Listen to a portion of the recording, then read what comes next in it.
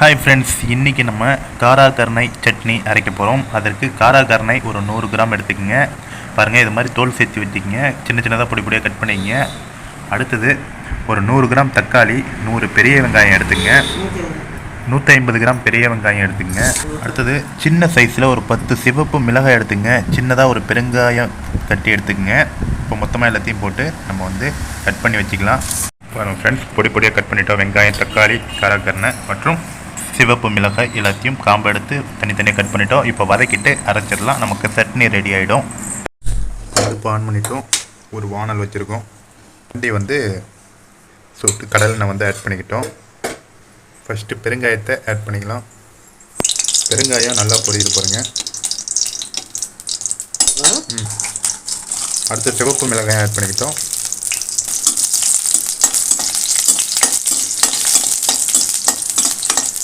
லைட்டாக நம்ம colour change ஆன ஒன்று எடுத்துடலாம். அடுத்தது காராகருணையை போட்டு வதக்கிடலாம்.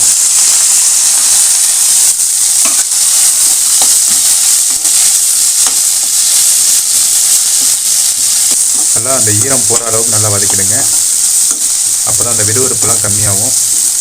பாருங்கள், காராகருணை நல்லா வதவிடுச்சு. பாருங்கள், அந்த சிலசிலப்பெல்லாம் அடங்கிடுச்சு. இப்போ நம்ம காராகருணையை தனியாக எடுத்துடலாம்.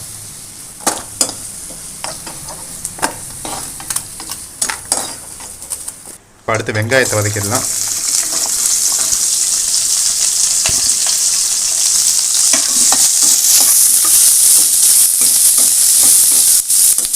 அடுத்தது தக்காளி சேர்த்து ஆட் பண்ணிடலாம். ஆட் பண்ணி வதக்கிடலாம். பாருங்க, நல்லா வதக்கிடுங்க.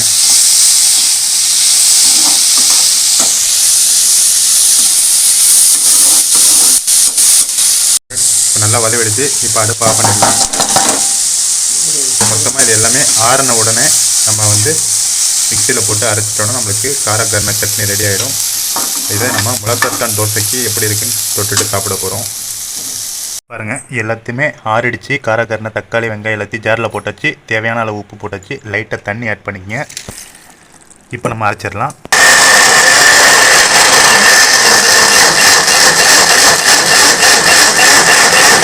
பாருங்கள், நல்லா மசிஞ்சிருச்சு. இப்போ ஒரு பாத்திரத்தில் எடுத்து ஊற்றி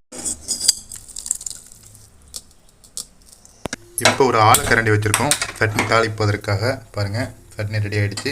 ஒரு கரண்டி கடலெண்ணெய் ஊற்றிங்க. இப்போ ஃபஸ்ட்டு நம்ம கடுகு போட்டுடலாம். அடுத்தது உளுத்தம்பருப்பு போட்டுடலாம். அடுத்தது கருவேப்பிலை போட்டுடலாம். நல்லா பொரிஞ்ச உடனே கருவேப்பிலை போட்டுருங்க. பாருங்கள், கருவேப்பிலையும் நல்லா பொரிஞ்சிருக்கு. இப்போ நம்ம சட்னியை தாளிச்சிடலாம்.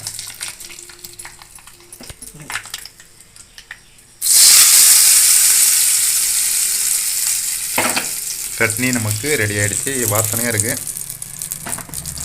பாருங்கள், சூப்பரான காராகருணை சட்னி. இதை நம்ம முளக்கத்தான் தோசைக்கு தொட்டுட்டு சாப்பிட போகிறோம். எப்படி இருக்குன்னு பார்ப்போம் ஃப்ரெண்ட்ஸ்.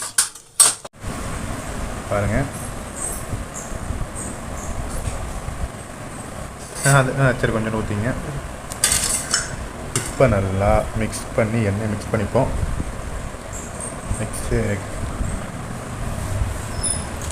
எண்ணெயை மிக்ஸ் பண்ணியாச்சு.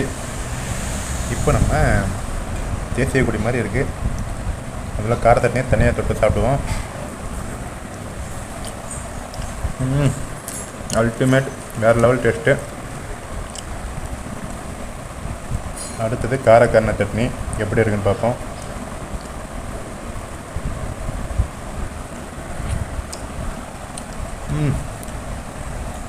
உண்மையிலுமே வேறு லெவல் டேஸ்ட்டாக இருக்குது.